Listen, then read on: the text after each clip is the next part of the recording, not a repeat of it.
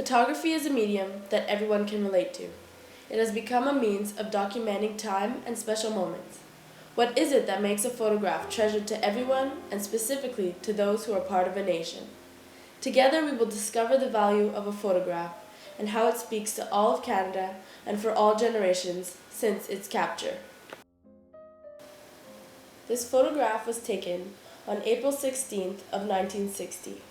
It depicts the Montreal Canadiens, Maurice Richard at City Hall.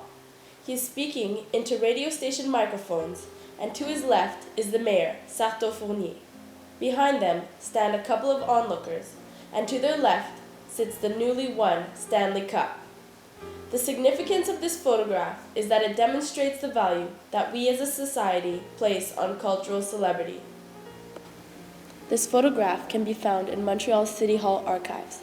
Due to the fact that this photo is not found in any newspapers or periodicals from the time, and because of an archival number marked on the print, we are led to the conclusion that this photo was taken for documentary purposes and kept out of circulation.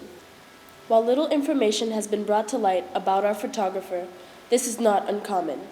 Monsieur L'Ecuyer was most likely on hand the day of the event and was able to work the camera. There is no sign of a trained eye towards perspective or composition, and similar to most vernacular photographs, the importance is not placed so much on specific framing. The importance is placed on the relationship between the viewer and the actions captured in the frame.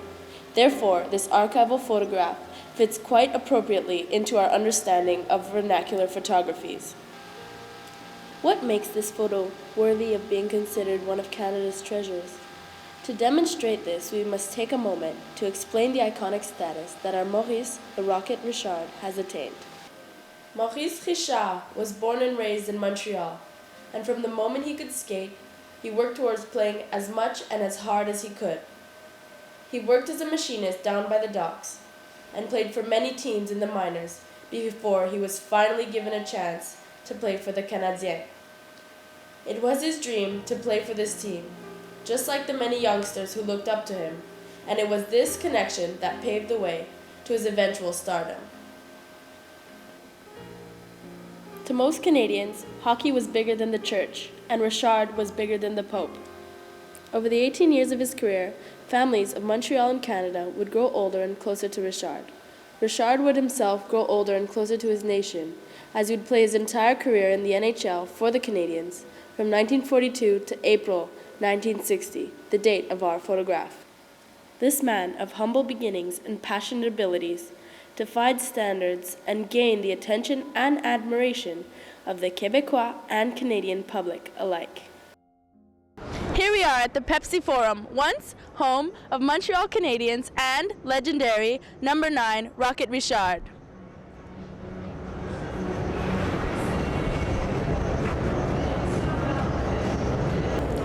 This man of humble beginnings and passionate abilities defied standards and gained the attention and devotion of the Quebecois and Canadian public alike. In a playoff game of March 1944, he was awarded all 3 stars in a game, a feat that was so unbelievable that thousands of citizens called into the forum just to confirm. In 1945, he scored 50 goals in 50 games, a record that was unmatched for 36 years.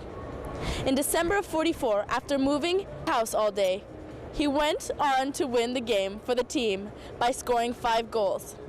And in February of 1945, he scored a goal while carrying another player on his back.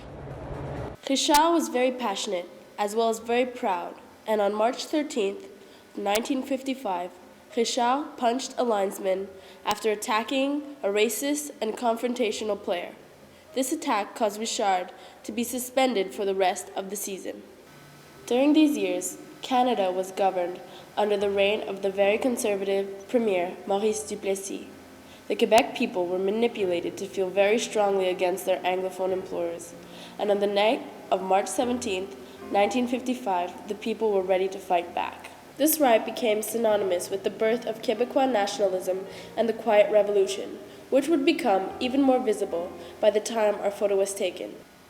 The revolution gave the people of Quebecois heritage a feeling of sovereignty, a notion that had been displaced since the English monarchy took power in Canada at the time of the Confederation.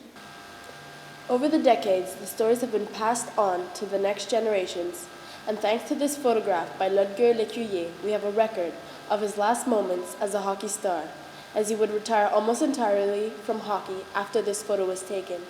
This record captured and kept safe in our city's very own photo album, the last fixed image of a man named Maurice Richard and the beginning of the Rocket's place in legend.